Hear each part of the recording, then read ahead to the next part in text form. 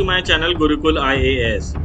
ये आपने जो फुटेज अभी देखी है वो किसी अफ्रीकन या एशियन कंट्री की नहीं है, बल्कि दुनिया को लेक्चर देने वाले फ्रीडम ऑफ स्पीच पे USA की है।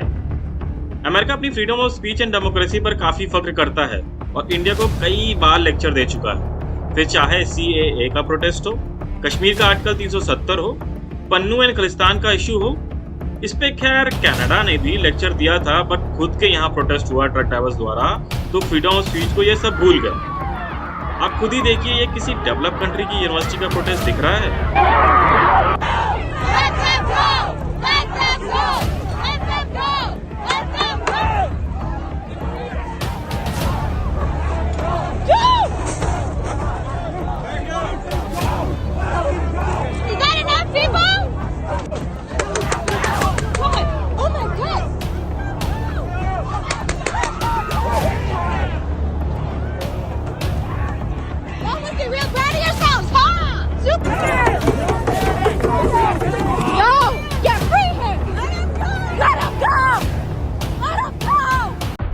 US वर्ल्ड यूनिवर्सिटी रैंकिंग के अकॉर्डिंग USA में वर्ल्ड की टॉप यूनिवर्सिटीज हैं। तो सवाल ये है, ये प्रोटेस्ट क्यों हो रहे हैं? ये प्रोटेस्ट स्टार्ट कहां से हुए? इजराइल पैलेस्टीन गाजा का क्या लेना देना है इन प्रोटेस्ट से? कौन करा रहा है ये प्रोटेस्ट? USA ने भी इजराइल को कितने पैसे दिए हैं उनके डिफेंस से related? Indian origin student Achitya Shivalingam कौन है जो अभी काफी न्यूज में है?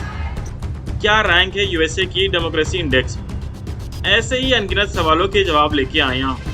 But before we begin, please subscribe to our channel Gurukul IAS। इससे आपका कुछ नहीं जाता, बट हमें काफी मोटिवेशन मिलती है कि आपके लिए ऐसे ही एनरिचिंग कंटेंट लाते रहें। पहला सवाल, USA की यूनिवर्सिटीज में प्रोटेस्ट क्यों हो रहे हैं? कई अमेरिकन यूनिवर्सिटी के कैंपस में बड़े पैमाने पर प्रोटेस्ट हो रहे हैं और स्टूडेंट्स हमास के साथ इजराइल के युद्ध में सीज फायर मतलब युद्ध विराम की मांग कर रहे हैं।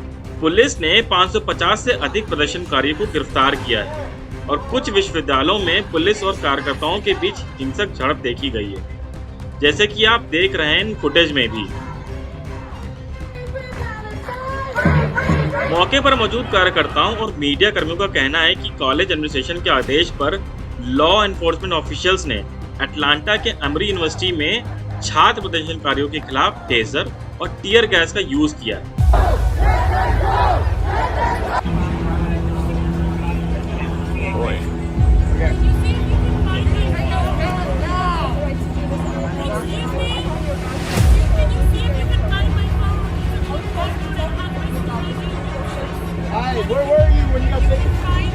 डिस्पाइट द फैक्ट कि प्रोटेस्ट काफी हद तक शांतिपूर्ण है। विश्वविद्यालय में अंग्रेजी और स्वदेशी अध्ययन के प्रोफेसर एमिल केमे ने कहा है कि इस दृश्य ने उन्हें किशोरावस्था में ग्वाटेमाला में हुए सिविल वॉर की याद दिला दी। श्री केमे ने गार्जियन को बताया, पुलिस ने लोगों को हटाने के लिए काफी फोर्स का यूज किया। वो कहते हैं उन्हें ऐसा लगा जैसे कि वो वॉर जोन में आ गए। बाद में न्यूज आती है कि उन्हें भी गिरफ्तार कर लिया गया। पुलिस ने रबर बुलेट्स का यूज स्टूडेंट्स एंड टीचर्स को खदेड़ने के लिए किया। छात्र प्रदर्शनकारियों का कहना है कि वे गाजा में फिलिस्तीनियों के साथ एकजुटता व्यक्त कर रहे हैं, जहां मरने वालों की संख्या 35,000 से अधिक हो गई। दूसरा सवाल, स्टूडेंट की डिमांड्स क्या हैं? प्रदर्शनकारी छात्र युद्ध विराम, इजराइल को अमेरिका की सैन्य सहायता बंद करने और युद्ध को लाभ पहुंचाने वाले हथियार आपूर्तिकर्ताओं और कंपनियों से विश्वविद्यालयों के निवेश को वापस लेने की मांग कर रहे हैं। तो बेसिकली स्टूडेंट्स किसी भी तरह का इन्वॉल्वमेंट नहीं चाहते USA का इजराइल पैलेस्टीन के कॉन्फ्लिक्ट में हो। तीसरा सवाल, कौन करा रहा है ये प्रोटेस्ट? वैसे तो बड़ा सरप्राइजिंग है, USA खुद पता नहीं लगा पा रहा है कि ये प्रोटेस्ट कब कैसे स्टार्ट हो गए और इस लेवल तक बढ़ गए। ऐसा माना जा रहा है कि सभी के पीछे हमास पैलेस्टीन का ऑनलाइन इन्फ्लुएंस है। इसके अलावा माना जा रहा है कि George Soros the Jewish left leaning philanthropist वो कंट्री की यूनिवर्सिटी में फ्यूल कर रहे हैं प्रो पैलेस्टीन प्रोटेस्ट। पिछले सप्ताह कोलंबिया विश्वविद्यालय में शुरू हुआ विरोध प्रदर्शन अब 8 से अधिक राज्यों की यूनिवर्सिटीज कॉलेज में फैल गया। इसकी फुटेज आप देख सकते हैं।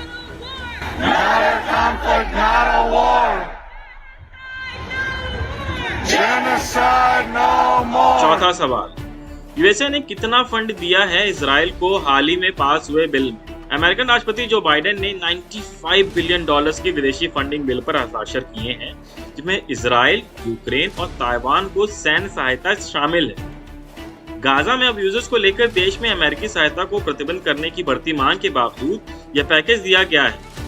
इसमें इजराइल को $17 अरब की फंडिंग मिली है। अमेरिकन राष्ट्रपति जो बाइडेन कहते हैं कि ये नई सहायता ईरान के खिलाफ यूज करने के लिए इजराइल को दी गई है।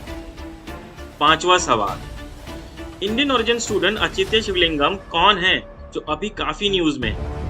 Indian origin student Achitya Sivalingam को अरेस्ट कर लिया गया है क्योंकि वो एंटी इजराइल प्रोटेस्ट में शामिल थी। इसके अलावा प्रिंसटन यूनिवर्सिटी ने उनके अगेंस्ट डिसिप्लिनरी एक्शन भी ले लिया। 6th क्वेश्चन, यूएसए की क्या रैंकिंग है डेमोक्रेसी इंडेक्स में? सिंस यूएसए सबको लेक्चर देता है तो ये जानना बेहद जरूरी है।